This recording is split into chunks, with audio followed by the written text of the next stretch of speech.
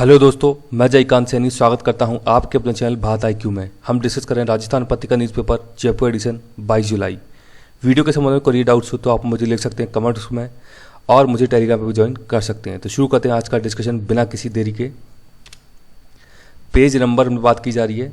Corona काल की 2 तस्वीरें बताई गई हैं ये कि छोटे बड़े सभी अस्पताल यहाँ पे व्यस्त हैं, लेकिन स्कूलों के खस्ता हाल है। यहाँ पे देख सकते हैं आप 8,000 छोटे स्कूल यहाँ पे बंद होने के कगार पे हैं और अस्पतालों का कारोबार 40% तक बढ़ गया है। तो ये बात देखी गई है इस कोविड-19 के दौर में। यानी कि जैसे आपने सुना होगा कि ह्यूमन कैपिटल जो बनता है, यानी कि जो मानव संसाधन हम बोलते हैं इनको की, तो वो 2 चीज़ों से मिलके बनता है, हेल्थ और एजुकेशन। अगर ये किसी पर्सन को आपने प्रोवाइड करा दी है अच्छे से, तो वो एक ह्यूमन कैपिटल बन जाता है, यानी कि एक संपत्ति, एक असेट्स बन जाता है अपने देश के लिए। लेकिन यदि ये दोनों ही चीज़ किसी को प्रॉपर रूप में नहीं मिलती हैं, जैसे कि अफ्रीका के कई देश हैं, भारत में भी ऐसे कई एरियाज़ हैं जहाँ पे कि प्रॉपर हेल्थ और एजुकेशन नहीं मिलते हैं, तो वो लोग अपनी इकोनॉमी के लिए, अपने देश के लिए एक प्रकार से लायबिलिटी और दायित्व बन जाते हैं। वो मतलब कि ये है कि जो एसेट्स काम करती है, आपको पता है एसेट्स क्या काम करती है, कहीं ना कहीं मतलब इकोनॉमिक ग्रोथ लाने का काम करती है देश के अंदर। तो ये लायबिलिटी बन जाते हैं जब ये दोनों चीज़ इनको नहीं मिलती हैं। तो बात की जा रही है कि इनमें से एक चीज़ जो है, यानी कि हेल्थ, ये काफ़ी ज़्यादा अच्छा इसमें ग्रोथ देखा गया है, 40% तक इसका कारोबार बढ़ा। लेकिन एजुकेशन की बात करें हम तो छोटे स्कूल 8,000 तक बंद हो गए हैं यहाँ पे। ये बात बोली गई है केवल राजस्थान के बारे में। तो आप समझ सकते हैं कि एजुकेशन को लेकर के क्या हालात हैं।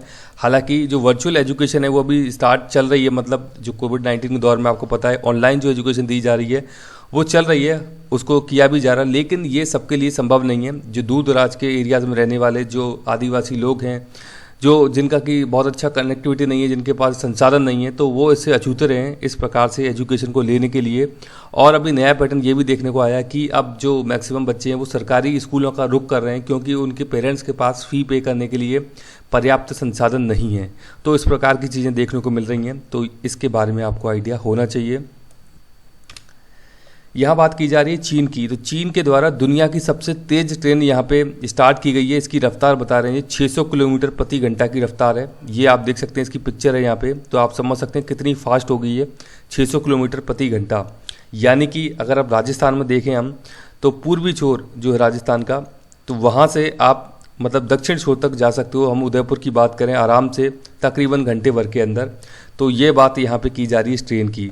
इसके अलावा बात कर रहे हैं कि भारत में सरकारी कंपनी एक BHEL, भारत इलेक्ट्रॉनिक्स, BHEL है, भारत इलेक्ट्रॉनिक, आई थिंक इसका मुझे नाम पूरा भी याद नहीं आ रहा है, BHEL, Bharat heavy electronics limited, yes. BHEL एक PSU है भारत की।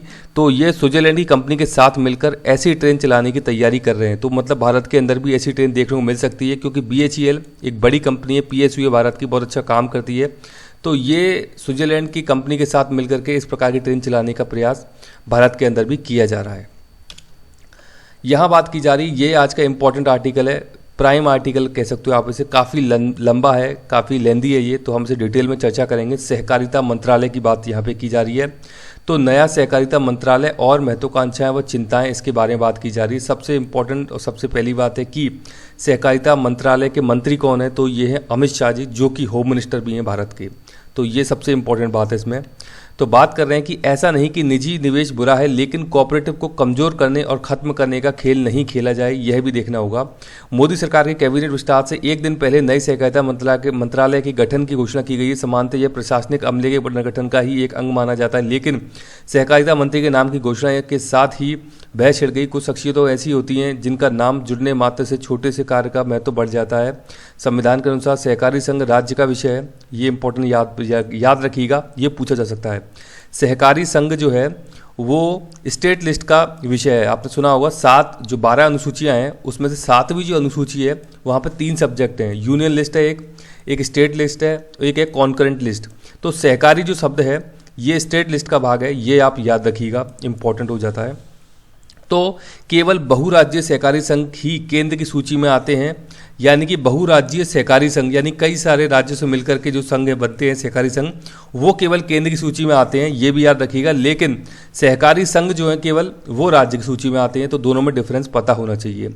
इस उच्च स्तरीय नियुक्ति के साथ ही कई लोगों की भ्रकुटियाँ तन गईं। भारत में सहकारिता तंत्र को 4 भागों में बांटा जा सकता है और अगर हम इनका अध्ययन करेंगे तो कुछ मुद्दे सामने आएंगे। पहला, पिछले कुछ सालों से ग्रामीण सहकारिता क्रेडिट व्यवस्था का महत्व घटा है।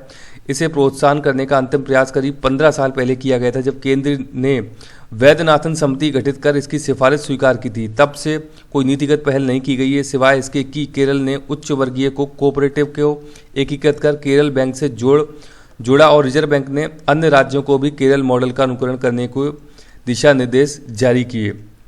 संविधान में संशोधन किया गया, 97 संविधान संशोधन 2012 में, याद रखिएगा। ये संबंधित है किससे? सहकारी संघ से।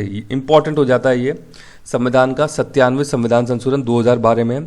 तो संशोधन के तहत सहकारी संघों की भूमिका बढ़ाई गई और नियमन के नाम पर संस्थानों पर सीधे कब्जा जमाने के मुद्दे का समाधान किया गया, परंतु फिलहाल इस क्षेत्र में नई मंत्री के लिए कार्य करने की गुंजाइश काफ़ी कम है। दूसरा अहम क्षेत्र है अर्बन कोऑपरेटिव बैंक।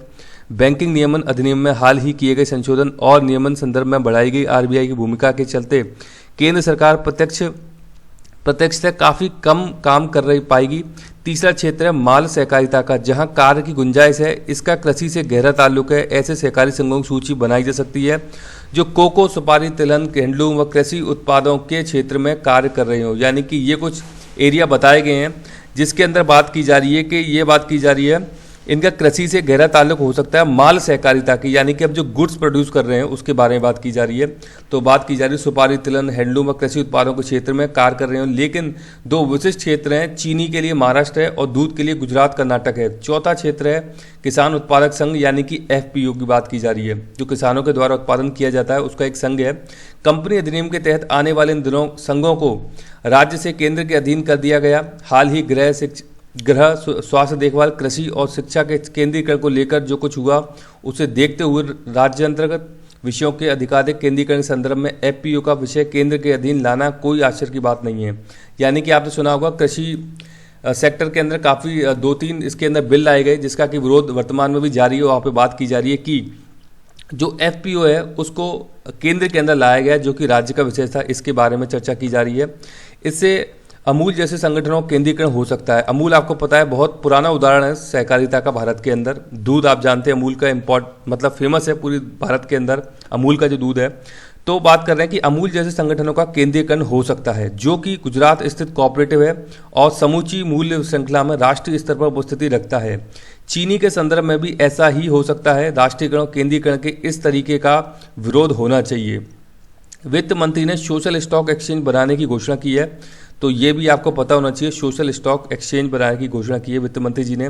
2 समितियों को यह कार्यभार सौंपा गया है कि उसका संचालन कैसे होगा। ये दक्षता और तकनीक के नाम पर कोऑपरेटिव्स में निजी निवेश आकर्षित करने का प्लेटफॉर्म साबित होगा। ये काफ़ी कुछ वैसा ही है जैसे कृषि क्षेत्र को निजी बाजार की ओर धकेला जा रहा है। ऐसा नहीं है कि निजी निवेश बुरा है, लेकिन पिछले दरवाजे से अधिग्रहण के रास्ते खोल कोऑपरेटिव को कमजोर करने और खत्म करने का खेल नहीं खेला जाए, यह भी देखा जाना चाहिए। विफल होते बाजार में कोऑपरेटिव्स ने सदा ही मोलभाव का मौका दिया है। नया मंत्रालय महत्वाकांक्षाओं से अधिक चिंता का सबब बन रहा है। सरकार की मंशा चाहे जो भी हो, विचारधारा और नीतिगत विषयों पर बहस होनी चाहिए बजाय पहचान जनसंख्या नियंत्रण, मंदिर और धर्म के जरूरत है कि आर्थिक मुद्दों और आर्थिक शासन संचालन के नजरिए पर स्वस्थ बहस के लिहाज से ही सही, लेकिन बहस का स्वागत किया जाना चाहिए। तो बात की जा रही है सहकारिता की। अब इसके संबंध में कुछ और इम्पॉर्टेंट चीज़ें देख लेते हैं जो कि एडिशनल हैं इस एडिटोरियल के अलावा। तो जो मैंने आपको चीज़ें बताई हैं उनको जरूर नोट डाउन कर लीजिएगा। ये इंपॉर्टेंट हो सकती हैं क्योंकि नए डेवलपमेंट किए गए हैं भारत के अंदर। ये देख सकते हैं आप, मिनिस्ट्री ऑफ कॉर्पोरेशन, ये इसको बनाया गया है central government for realising the vision. ये नाम याद रखिएगा इस विजन का, सहकार से समृद्धि, ये इसका विजन याद रखिएगा। कोऑपरेटिव मंत्रालय बनाया गया है। सिग्निफिकेंस क्या है मिनिस्ट्री ऑफ कॉर्पोरेशन का बता रहे हैं। It will provide a separate administrative, legal and policy framework. ये अलग से मतलब एक प्रशासनिक, लीगल और पॉलिसी फ्रेमवर्क देगा for strengthening the cooperative movement. जो कोऑपरेटिव मूवमेंट है उनको एक अलग से बूस्ट देगा, उनको अलग से हेल्प देगा क्योंकि सेपरेट मिनिस्ट्री बन जाएगी इसके लिए। It will help deepen cooperatives as a true people based movement reaching up to the grass root level पर जो काम कर रहे हैं उनको इससे फायदा देखने को मिलेगा। ये बात बताई जा रही है कोऑपरेटिव मंत्रालय के द्वारा बनाया गया है जो। It will work to streamline process for the ease of doing business. Ease of doing business को भी बढ़ावा देने का काम करेगा ये फॉर कोऑपरेटिव्स के लिए। And enable development of multi state cooperatives की जो बात यहाँ पे की जा रही है मैंने आपको बताया था कि जो कॉपरेटिव्स हैं ये राज्य का विषय है, लेकिन मल्टी स्टेट कॉपरेटिव्स की बात करें तो ये केंद्र का विषय है। ये दोनों याद रखिएगा, ये आपसे पूछे जा सकते हैं। आगे आप देखिए कॉपरेटिव्स के बारे में बताया गया है कि international labour organisation a cooperative is a autonomous association of a person, ये बात की गई है। आईएलओ ने कहा है कि ये एक ऑटोनॉमस यानी कि स्वतंत्र एक एसोसिएशन ऑफ पर्सन है, यानी कि ये स्वतंत्र एक ईओपी है, ये बोला है आईएलओ ने इसके बारे में। Association of persons united voluntarily, जो कि मतलब कि वॉलेंटरली यूनाइट होते हैं to meet their common economic social and cultural needs. तो जो लोगों की कॉमन जो इकोनॉमिक सोशल यानी कि आर्थिक सामाजिक और सांस्कृतिक जो उनकी ज़रूरत है उनको पूरा करने के लिए यूनाइट होते हैं, ये मतलब उनका कॉमन एक ऑब्जेक्टिव रहता है। And aspiration through a jointly owned and democratically controlled enterprises. बताया गया there are many types of cooperatives, cooperatives कई प्रकार हैं, such as consumer cooperatives, producer cooperative society आपने सुना होगा, credit cooperative society, housing cooperative society, marketing cooperative society. तो इनके बारे में आपको आइडिया होना चाहिए कि कितने प्रकार की कॉपरेटिव्स होते हैं, ये आप याद रखिएगा। आगे बात कर रहे हैं कि यूनाइटेड नेशंस जनरल असेंबली, इसने क्या किया, इसने डिक्लेयर किया है, याद रखिएगा इंपॉर्टेंट है, 2012 as the international year of cooperatives. ये इंपॉर्टेंट क्यों हो जाता है, क्योंकि 2012 में 97 संविधान संशोधन किया गया था। 97 2012 में किया गया था 97 संविधान संशोधन, जो कि कॉर्पोरेटिव से ही संबंधित है, यानी सहकारिता से ही संबंधित है। सहकारिता शब्द को जोड़ दिया गया था संविधान के अंदर 97 संविधान संशोधन के द्वारा। और 2012 में ही यूएन जनरल असेंबली के द्वारा इंटरनेशनल ईयर ऑफ कॉपरेटिव्स घोषित किया गया। India is an agricultural country and laid the foundation of world's biggest cooperative movement in the world. यदि हम बात करें तो कोऑपरेटिव मूवमेंट जो हुए हैं दुनिया के अंदर, उनमें से India one of the most है जिसने कि इस प्रकार के मूवमेंट चलाए हैं। मतलब अगर यदि हिस्ट्री में जाके देखते हैं अपनी, तो वहाँ पे भी कोऑपरेटिव मूवमेंट्स आपको देखने को मिल जाएगा। आगे बात कर रहे हैं India A cooperative based economic development model is very relevant, मतलब कि बहुत ज़्यादा आवश्यकता है इसकी, इस प्रकार के मॉडल की भारत के अंदर। Where each member works with a spirit of responsibility, जहाँ पे प्रत्येक जो सदस्य है कोऑपरेटिव का वो पूरी जिम्मेदारी से अपना काम करता है इस कोऑपरेटिव के तहत, क्योंकि उसका एक कॉमन गोल होता है इस कोऑपरेटिव का कि हमको इतना अचीव करना है, तो सबकी अपनी अपनी रेस्पॉन्सिबिलिटी वहाँ पे होती है। तो भारत के लिए बहुत ही आवश्यक है इस प्रकार के कोऑपरेटिव चीज़ें जो हैं। आगे बात कर रही है कॉन्स्टिट्यूशनल प्रोविजंस, ये भी आपको पता होना चाहिए कोऑपरेटिव्स के बारे में। तो आप देख सकते हैं ये कॉन्स्टिट्यूशनल अमेंडमेंट है 2011 यहाँ पे बताया गया है, लेकिन ये 2012 में ही आया था। ये आपको देखने को मिलेगा, ये आपको अलग अलग ईयर कई बार देखने को मिल जाती हैं। तो मैंने आपको बताया था यूएन ने भी इसको घोषित किया था 2012 में, कोऑपरेटिव जो ईयर बताया था 2012 आपको पता होगा। तो ये देख सकते हैं आप। और पार्ट देखिए आप 9th B right after 9th A, तो municipal regarding the cooperatives working in India, ये भी याद रखिएगा। 97 संविधान संशोधन पार्ट 9B जो है वहाँ पे इसको जोड़ा गया है 97 संविधान संशोधन को, इंपॉर्टेंट है। The word cooperatives was added after unions and associations, ये जो वर्ड जोड़ा गया है कोऑपरेटिव्स आफ्टर यूनियंस, यूनियन यानी कि संघ, एंड एसोसिएशंस यानी कि संघ। जो एसोसिएशन होते हैं काफ़ी सारे लोगों के मिलकर, काफ़ी सारे लोग मिलकर के जो बनाते हैं उसको बोलते हैं associations. Unions and associations in article 19(1)(c), तो आपको यहाँ भी देखने को मिलेगा आर्टिकल 19(1)(c) में अंडर पार्ट 3 यहाँ पे भी कोऑपरेटिव्स की बात की गई है। तो ये इंपॉर्टेंट हो जाता है, आप देखिएगा जाकर के। तो दूसरा ये प्रोविजन है कॉन्स्टिट्यूशन के लिहाज से, पहला हो गया ये संविधान संशोधन याद रखिएगा, दूसरा 19(1)(c) में आपको देखने का मिलेगा, यहाँ पे 9th B पार्ट में देखने को मिलेगा आपको। आगे आप देखिए ये न्यू आर्टिकल है 43B, यानी कि DPSP की बात की जा रही है, पार्ट 4 की बात की जा रही है। ये देख सकते हैं आप, प्रमोशन ऑफ कोऑपरेटिव सोसाइटी, ये कहाँ पे लिखा गया है, जो हमारे संविधान के अंदर DPSP है उसका आर्टिकल 43 भी है, इसके अंदर प्रमोशन की बात की गई है कोऑपरेटिव सोसाइटी के बारे में। तो 3 प्रोविजन है, तीनों के तीनों इंपॉर्टेंट है, यहाँ से प्रश्न बनने की प्रबल संभावना है इस बारी। कोऑपरेटिव मूवमेंट्स देखिए आप इंडिया में, मैंने आपको बताया था कि इंडिया में कोऑपरेटिव मूवमेंट्स का टाइम रहा है, यदि हम हिस्ट्री उठा के देखते हैं तो cooperative movements in pre independence era की बात की जा रही है, यानी कि स्वतंत्रता से पूर्व की बात की जा रही है। तो cooperatives were first started in Europe, तो यूरोप के अंदर सबसे पहले स्टार्ट हुए थे ये जो कोऑपरेटिव मूवमेंट है।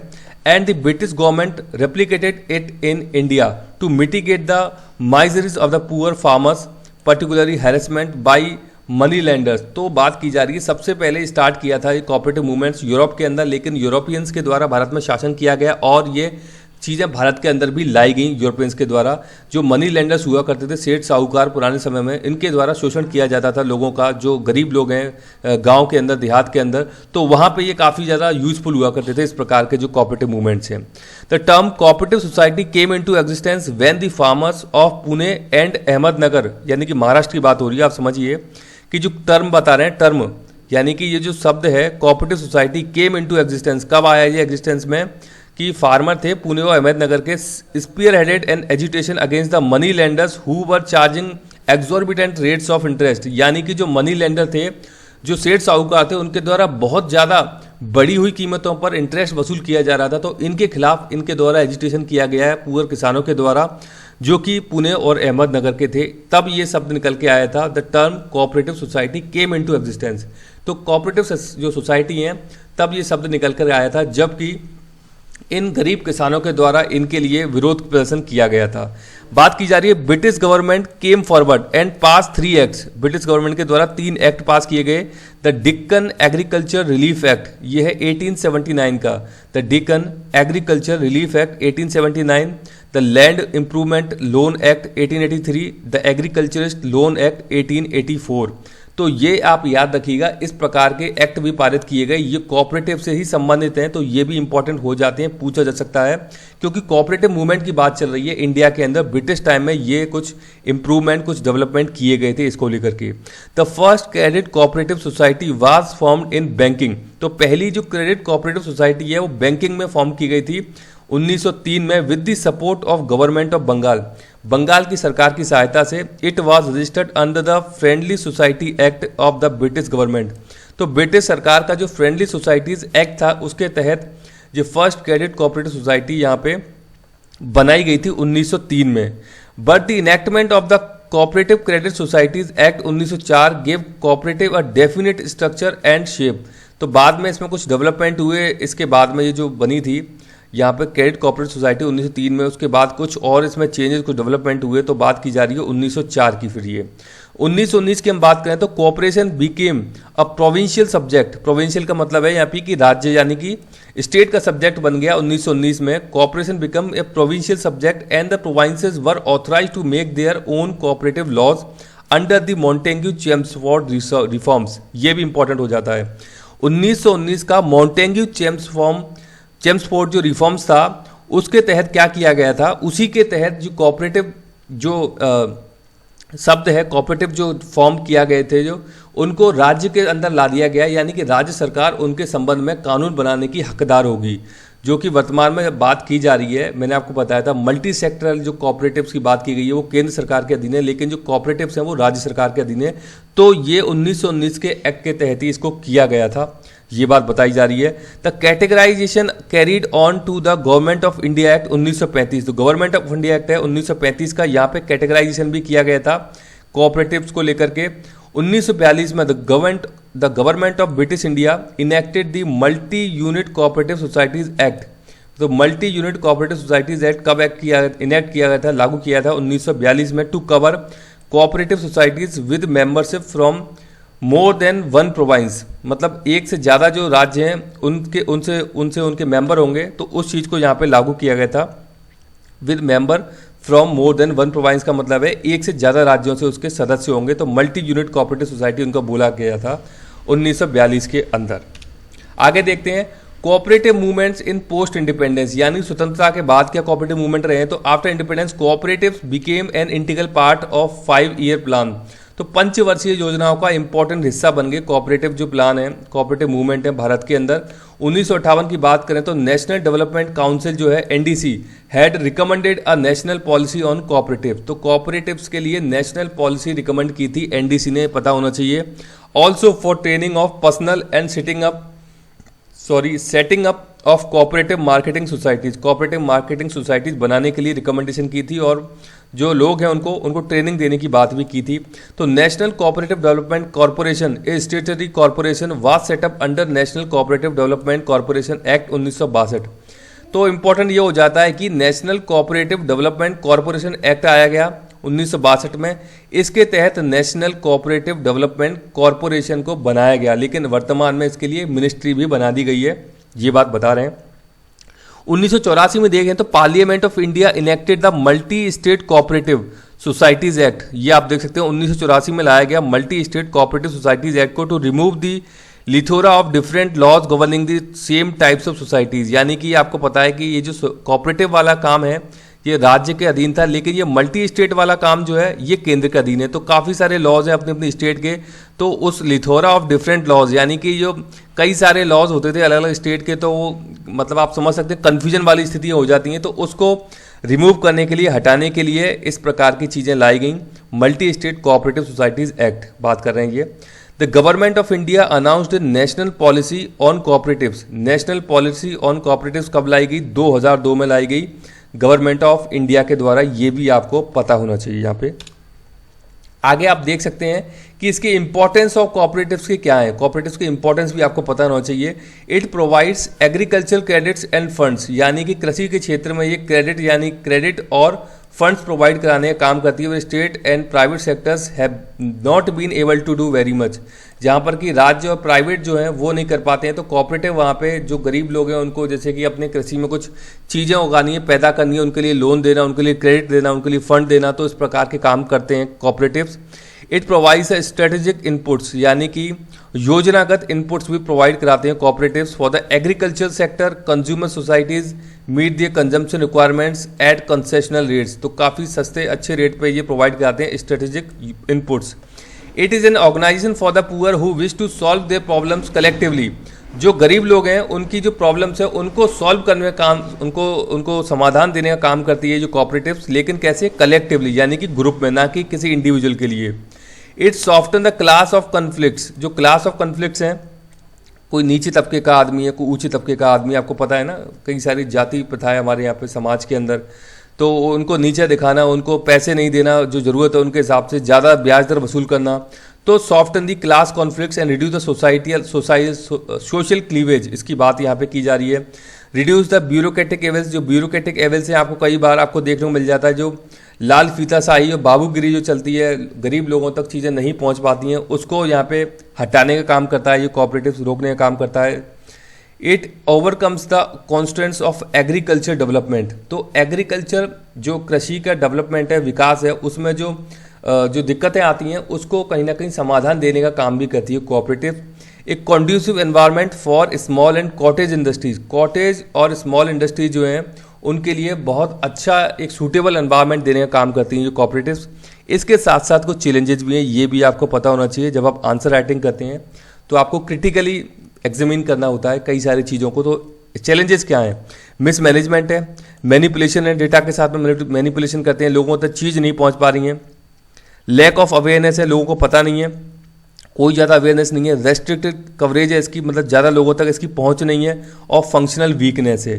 तो ये कुछ इसके 5 पॉइंट बताए गए हैं, 4 पॉइंट बताए गए हैं इसके चैलेंजेस, इसकी दिक्कतें जो हैं, तो ये भी आपको पता होना चाहिए। बात करें जल संकट से जूझते पश्चिमी अमेरिका को बदलना होगा। कम से कम 7 राज्यों में गंभीर अकाल की स्थिति है। बात की जा रही है यूएसए की। समस्या का कोई एकमात्र समाधान नहीं है, सभी विकल्पों पर विचार करना आवश्यक है। उपाय तुरंत और बड़े पैमाने पर करने की जरूरत है। आपको पता है कई सारी जगह पश्चिमी जो यूएसए है वहाँ पे आग की घटना देखने को मिली है इस बारी। टेम्परेचर बहुत ज़्यादा देखने को मिला है, तो इस प्रकार की चीज़ें यहाँ पे देखने को मिली हैं। तो बात की जा रही है अमेरिकी महाद्वीप का इतिहास और भूगोल बताता है कि 20वीं सदी में इसके पश्चिमी भूभाग में जीवन का लंबा समय व्यतीत करने का अर्थ कमतरी और अभियान के बीच झूलना रहा है। इतिहास की किताबें भी यही बताती हैं कि सारी महान घटनाएं पूर्वी अमेरिका में हुई हैं और हमें किसी दिन वहाँ जाकर स्मारकों का अध्ययन करना चाहिए। इसी के साथ साथ एक एहसास, एक समझ यह भी थी कि पूर्व अमेरिका का अतीत हो सकता है लेकिन भविष्य पश्चिम था। पश्चिमी महत्वाकांक्षाओं की राह में यदि कोई बाधा थी तो वह था पानी की जो इशू है पश्चिमी अमेरिका में, उसकी बात की जा रही है। ये हर कोई यह बात जानता था, जैसे जैसे यहाँ जनजातीय जमीनों का अधिग्रहण कर आबादी बसने लगी, पानी के लिए युद्ध भी होने लगे। यानी कि पश्चिमी जो यूएसए है वहाँ पे पहले जनजाति ज़्यादा रहती थी, लेकिन उनकी लैंड खरीद ली गई, लैंडों पे अधिग्रहण कर लिया गया, तो उसके बाद से वहाँ पे ये पानी की समस्याएं देखने को मिल रही हैं। तो पानी के लिए युद्ध भी होने लगे। समृद्धि की कुंजी पानी था। पूर्वी अमेरिका जहाँ नदियों में पानी बढ़ता रहेगा इसका भरोसा था, वहीं पश्चिम में ऐसा नहीं है। किसी मौसम में ज़रूरत से ज़्यादा और उपद्रवी था तो किसी मौसम में बिल्कुल नहीं। पश्चिम के सारे चमत्कार पानी के सवाल के इर्द गिर्द ही हैं। इंजीनियरिंग के अद्भुत नमूने जैसे हूवर डैम, लॉस एंजलिस जल सेतु और कैलिफोर्निया के सेंट्रल वैली जैसे कृषि स्थल है यहाँ पे, तो इनकी बात की जा रही है, लेकिन ये पानी की समस्या सॉल्व नहीं कर पा रहे हैं वेस्टर्न यूएसए के अंदर। आज पूरा पश्चिमी अमेरिका जल संकट से जूझ रहा है, तो आप समझ सकते हैं कितनी बड़ी पावरफुल इकोनॉमी दुनिया के अंदर जो कि वो भी जल संकट से जूझ रही है। तो जल संकट बहुत बड़ा एक विकराल रूप लेने वाला है आने वाले समय में, यदि हमने अच्छे से तैयारी इसके लिए नहीं की तो। कम से कम 7 राज्यों में गंभीर अकाल की स्थिति बनी हुई है। जंगलों में आग लगने की महामारी फैली हुई है। यूनाइटेड लेक मीड में सबसे बड़ा जलाशय सूख रहा है। 1930 में इसके निर्माण के बाद से इसका मौजूदा जलस्तर अब तक का सबसे कम है। अनुमानतः 2.5 करोड़ लोगों के घर, व्यापार और खेतों के पानी की जरूरत लेक मीड से ही पूरी होती है, जिसमें कोलोराडो नदी से पानी आता है। इससे भी बढ़कर अधिकांश लोग बिजली आपूर्ति के लिए हूवर डैम पर निर्भर हैं। पानी की आपूर्ति कम होने से बांध की कार्य क्षमता पर बुरा असर पड़ा है। लेक पॉवेल का भी यही हाल है। ऊपरी जल स्रोतों से पानी छोड़ने की योजना पर विचार चल रहा है, लेकिन यह तो वही बात है जैसे एक को लूटकर दूसरे को देना यानी कि ये कोई सॉल्यूशन नहीं है इसका। यदि आप यहाँ से लेकर इसमें डाल दोगे तो यहाँ पे कम हो जाएगा, वो सिंपल सा फंडा है इसका। ये कोई ऑल्टरनेटिव नहीं, मतलब ये तो बस टेम्प्रेरी एक अरेंजमेंट हो सकता है, लेकिन परमानेंट सॉल्यूशन नहीं है, ये बात बता रहे हैं। उन जलाशयों से पश्चिम के लाखों अन्य लोगों की व्यावसायिक व कृषि जरूरतें पूरी होती हैं। जल संकट की आहट साफ सुनाई दे रही है। इसके मद्देनजर बड़े पैमाने पर त्वरित कार्रवाई की जरूरत है। बड़े जोखिम को देखते हुए पश्चिमवासी जलवायु पर्यावरण के मुद्दे पर बहस में उलझे रहेंगे। वामपंथी हो या दक्षिणपंथी, रिपब्लिकन हो या डेमोक्रेट, प्यासा आखिर प्यासा ही है। समस्या की असल वजह है कपोल कथाएं। सालों पहले जब पश्चिम का नामो निशान नहीं था, कोलोराडो नदी के आसपास के लोगों ने साझेदारी में पानी के इस्तेमाल के समझौते किए। अन्य नदी क्षेत्रों में भी ऐसे ही समझौते किए गए। नाम याद रखिएगा, कोलोराडो नदी कहाँ पे पूछा जा सकता है, तो यूएसए की नदी है कोलोराडो नदी, वेस्टर्न यूएसए में बहती है ये, तो ये इंपॉर्टेंट हो जाता है। तो बात करें अपनी सहूलियत के लिए, राज्यों ने मान लिया है कि कोलोराडो में अतिरिक्त पानी है, जबकि वास्तव में उतना नहीं था। लंबे सूखे के इस हालात में पानी का व्यय बहुत ज़्यादा है। मांग कम थी तब तक यह ठीक था। इस समस्या का कोई एकमात्र समाधान नहीं है, इसलिए सभी विकल्पों पर विचार करना जरूरी है। किसी के कुशल तरीके अपनाने होंगे। ज़्यादा सिंचाई की जरूरत वाली फसलें अल्फा कपास, धान और बादाम को अधिक पानी वाली जगहों पर उगाया जाए। पश्चिमी तटीय शहरों को डिसेलिनेशन प्लांट्स, पानी से नमक हटाने वाले संयंत्र में निवेश करना चाहिए। इससे समुद्री जल से उपयोग योग्य पानी की मात्रा बढ़ाई जा सकती है। जल का घरेलू व्यावसायिक उपयोग भी कम करने की ज़रूरत है। तो इस प्रकार की ये बात बता रहे हैं कि ये पानी की समस्या है, मतलब ऐसा नहीं कि गरीब देश ही इससे झेल रहे हैं। ये देखिए आप, दुनिया की पावरफुल इकोनॉमी है, इसके सामने भी जल संकट है। आप समझ सकते हैं तो भारत में क्या हालात होने वाले हैं आने वाले समय में, यदि हम इसके लिए सजग नहीं हुए, जो कि अमेरिका यहाँ पे भुगत रहा है पानी के संकट को लेकर के। तो अब इस पर विचार करने की सख्त ज़रूरत है पूरी दुनिया के अंदर। बात की जा रही है कि ये खुशखबरी है कि कोरोना की दूसरी लहर का असर उतना गंभीर नहीं रहा है। ये बात की जा रही है EPFO, employ provident fund organisation है। तो ये इंपॉर्टेंट ऑर्गेनाइजेशन है लेबर्स के लिए, जो छोटे कर्मचारी होते हैं, लेबर होते हैं, उनके लिए। तो दूसरी लहर के बावजूद ईपीएफओ ने मई में 9.20 लाख सदस्य जोड़े हैं, तो बड़ी बात है ये। कोविड-19 के दौरान भी 9.20 लाख सदस्य जोड़े गए इनके द्वारा, तो ये डेटा इनके द्वारा बताया गया है। पंजीकरण कराने में युवा वर्ग आगे हैं। 20.20 लाख की बढ़ोतरी 2 महीने में सदस्यता में देखी गई है। 5.73 लाख पहली बार ईपीएफओ योजना से जुड़े हैं। ये डेटा है कुछ 46.77% हिस्सेदारी रही है एक्सपर्ट सर्विसेज कैटेगरी की, और 21.77% रही है नए सदस्यों में महिलाओं की हिस्सेदारी। तो ये बात बताई जा रही है। ये एक्चुअली जहाँ पर भी हम बात कर रहे हैं सोशल एम्पावरमेंट की, सोशल डेवलपमेंट की, तो उसमें कहीं ना कहीं ये चीज़ें आ जाती हैं। ईपीएफओ महत्वपूर्ण भूमिका निभाता है इसमें कि कैसे डेवलपमेंट किया जाए लोगों का। जो गरीब लोग हैं उनके लिए एक इम्पॉर्टेंट बॉडी है ईपीएफओ। तो आपको पता होगा ये ईपीएफओ एक प्रकार से, इसमें जो एम्प्लॉय होते हैं वो अपना कंट्रीब्यूशन देते हैं, इसी के साथ एम्प्लॉयर भी अपना कंट्रीब्यूशन देता है, और फिर इनको एक बहुत अच्छा इंटरेस्ट भी दिया जाता है सरकार के द्वारा। तो इस प्रकार के ये एक ऑर्गेनाइजेशन है भारत के अंदर।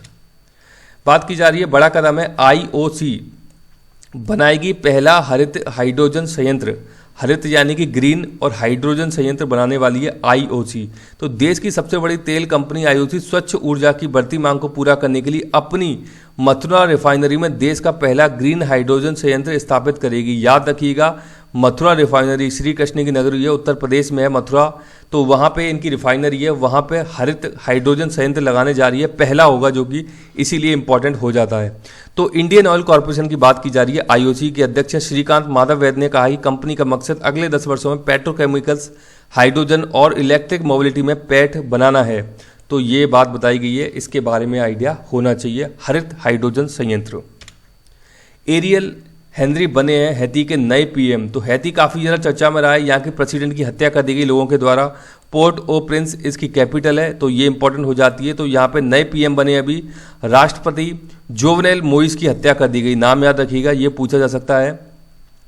लगभग 2 सप्ताह बाद एरियल हेनरी ने हैती के नए पीएम के रूप में शपथ ली है। उन्होंने अंतरिम प्रधानमंत्री क्लाउड जोसेफ की जगह यहाँ पे ली है। तो इसके बारे में आइडिया होना चाहिए कि इनके जो नए पीएम है इनका भी नाम पता होना चाहिए आपको, एरियल हेनरी। और प्रेसिडेंट जो मारे गए हैं जोवेनेल मोइस, इनका नाम पता होना चाहिए, कैपिटल के बारे में पता होना चाहिए और इसकी लोकेशन के बारे में भी आपको पता होनी चाहिए कि ये कहाँ पर स्थित है, जो हैती देश है। तो ये इंपॉर्टेंट हो जाता है। तो मुझे आशा है कि वीडियो आपको अच्छा लगा होगा। यदि वीडियो अच्छा लगा है तो जल्द से लाइक करें, शेयर करें, सब्सक्राइब करें, ताकि और भी लोग वीडियो का फायदा उठा सकें। आप मुझे अपने सुझाव कमेंट में भेज सकते हैं या मुझे ईमेल भी कर सकते हैं। इसी के साथ धन्यवाद, मिलते हैं अगली वीडियो में।